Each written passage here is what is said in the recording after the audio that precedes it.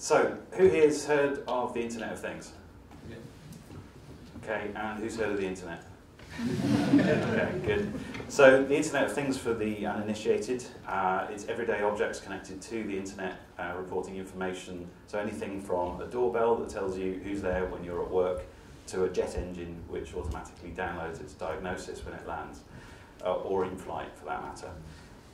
So this technology is new. It's actually based on lots of old technology. It's been called M2M in the past, but I think the way it's changing business models is why it's considered something new.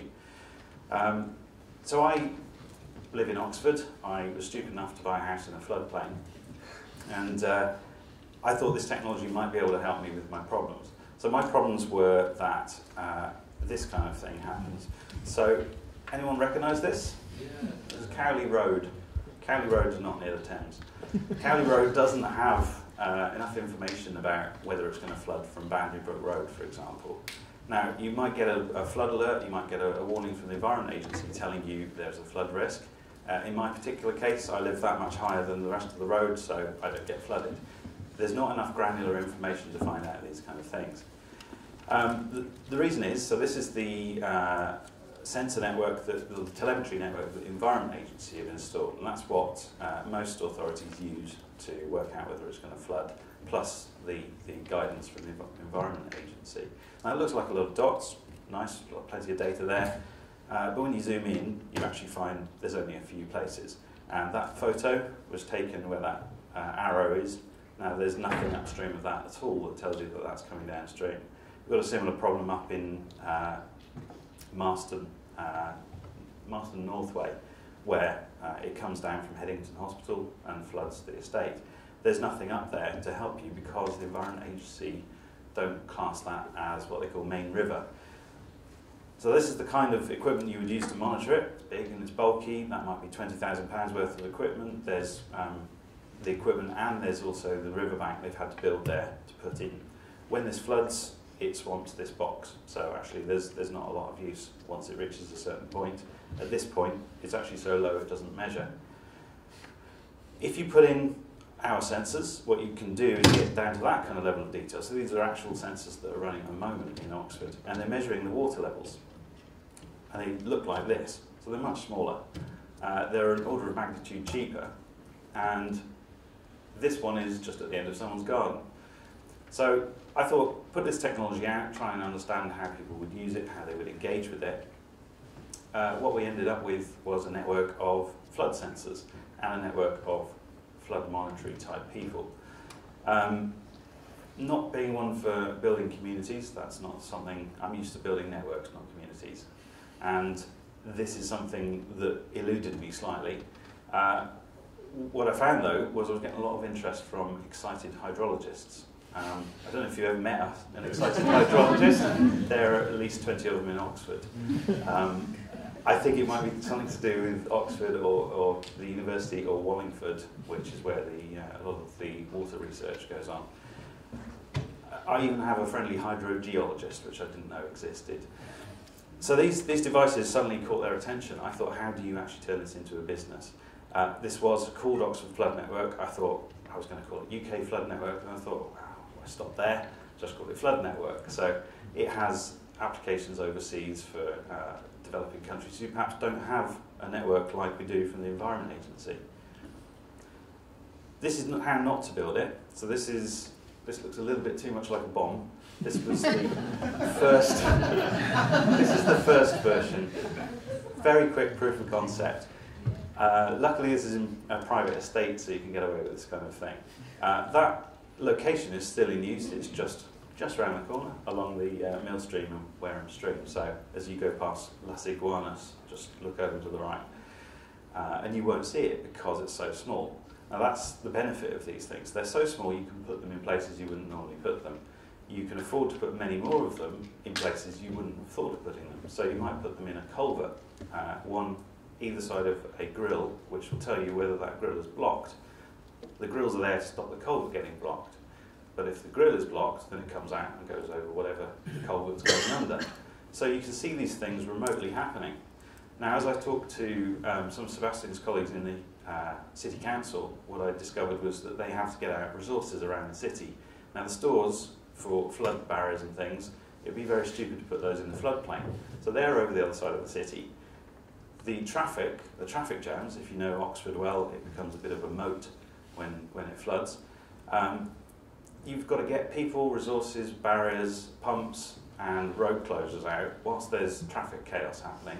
You've got to see a flood before the flood, before it's daylight, because it's quite often winter when the floods happen. And can you imagine the council sending out someone in the dark to look for a flood in a flood?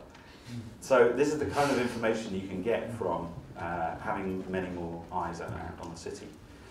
This is the live map. So if you go to map.flood.network, that's a real URL. It seemed like a great idea at the time, but having to explain it's real is sometimes a bit of a hindrance. So there's a note for you, get a .com as well. This map shows you what the rivers are doing in Oxford at the moment. You've got this is actually a snapshot from when it was high water back in March. So you can see the thresholds get crossed. You know where certain points actually start to flood, and you can set those. And we combine information from the Environment Agency's sensors as well to build a bigger picture. This is what you see on an individual sensor. So this is Folly Bridge. There's a friendly local there who has something installed on his Folly Island. I don't know if you've ever been past Folly Bridge, but it looks like a ship. When you're standing on it, you can just see the river coming towards you. So he was quite interested in getting a sensor for his own use. You can see Frank, Gertrude, Henry, Imogen, Jake and Katie and all the named storms that appeared. You don't see Eva or the ones in December because they happened further up north where the catchment is unrelated. But what you can see is there is a delay in the rainfall and then the river reacting. So you can use that information to prepare. So you know that something's happened as a rainstorm, you've got a day or so to plan for it. You can see that as a warning. You can also see that perhaps if you owned a dam or a hydroelectric plant, anyone own? You know how much water you're going to have, how much water supply you have. You also know what your hydroelectricity capacity is. And if you know that, and you know ahead of time, because you see it coming down to your catchment, then you know your position on the electricity market. So you might install it for one purpose, but because of the Internet of Things, as opposed to just telemetry, you can then use that data again and again for different reasons and make value out of it. So that's what I decided to do. So at the bottom you might have the flood sensors, that would be the crowdsourced installation, so somebody putting one at the end of their garden, or a local authority, wink wink, installing one for money in their area. There's third-party sensors that are just collecting data but aren't actually publishing it. They might send a text to someone to wake them up, but that's it. The Environment Agency and the National River Flow Archive. If you combine all of those together, you're suddenly valuable to so many people.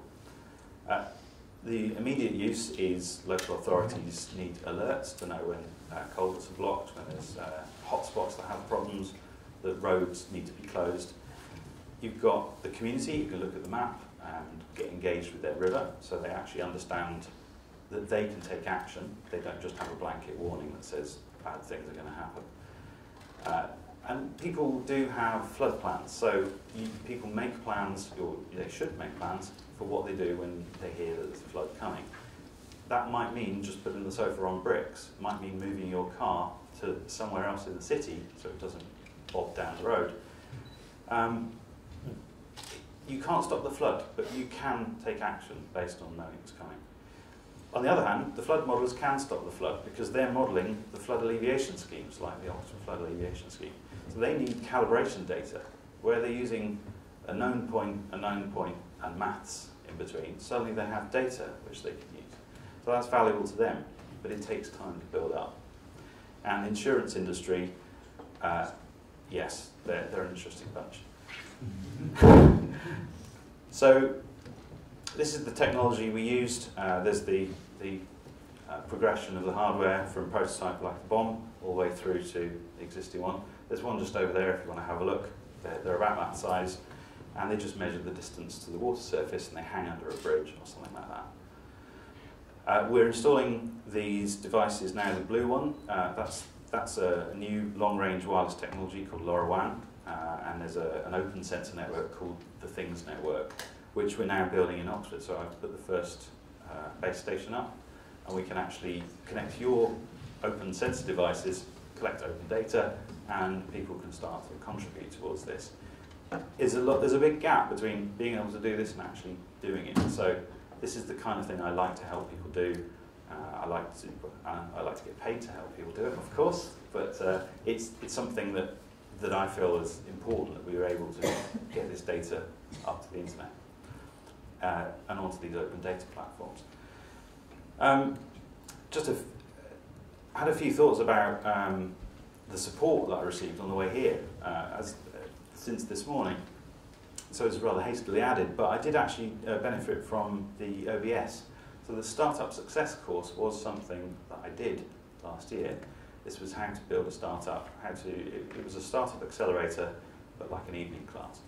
I found that really useful. So if you get the chance to go on that, and you're looking at doing a startup, that is a really good way to do it. And it's based in Oxford.